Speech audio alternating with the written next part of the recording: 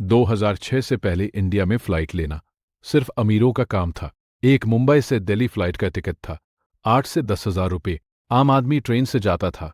और फिर आई इंडिगो, जिसने फ्लाइट टिकट की कीमत कर दी 2,000 रुपये और बदल दिया पूरे इंडिया का ट्रैवल। ये कहानी है इंडिगो, इंडिया की सबसे बड़ी एयरलाइन की, जिसने फ्लाइंग को आम आदमी का सपना नहीं, आम आदमी की जरूरत बना दिया।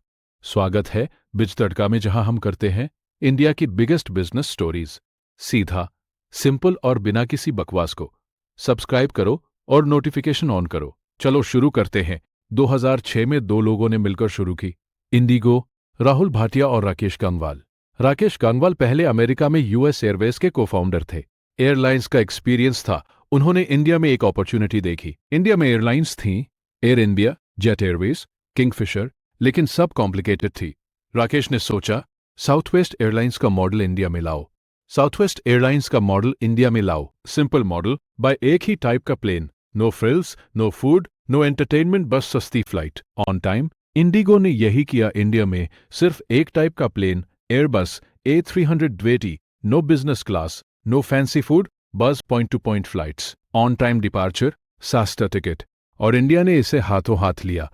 2006 में लॉन्च, 2012 में इंडिया की नंबर 1 एयरलाइन मेरे सिर्फ 6 साल में। आज इंडिगो के नंबर्स देखो। इंडिया का 50% से ज्यादा डोमेस्टिक एविएशन मार्केट, 300 से ज्यादा प्लेन्स, 100 से ज्यादा डेस्टिनेशंस, हर रोज 2,000 से ज्यादा फ्लाइट्स, और सबसे इंपॉर्टेंट, प्रॉफिटेबल। जब air India, Jet Airways, Kingfisher सब लॉस में थी, इंडिगो प्रॉफिट में थी। जेट एयरवेज बंद हो गई, एयर इंडिया सरकार बेच रही थी, इंडिगो ग्रो करती रही। क्यों? इंडिगो का सीक्रेट फॉर्मूला क्या था? पहला सीक्रेट, एक ही टाइप का प्लेन, सिर्फ एयरबस A300B। इससे क्या हुआ? पायलट सिर्फ एक प्लेन पिक्स करते थे, पार्ट्स सिर्फ एक प्लेन के रखने पड़ते थे, कॉस्ट बहुत कम हो गई। दूसरा सीक्रेट, ऑन टाइम परफॉर्मेंस।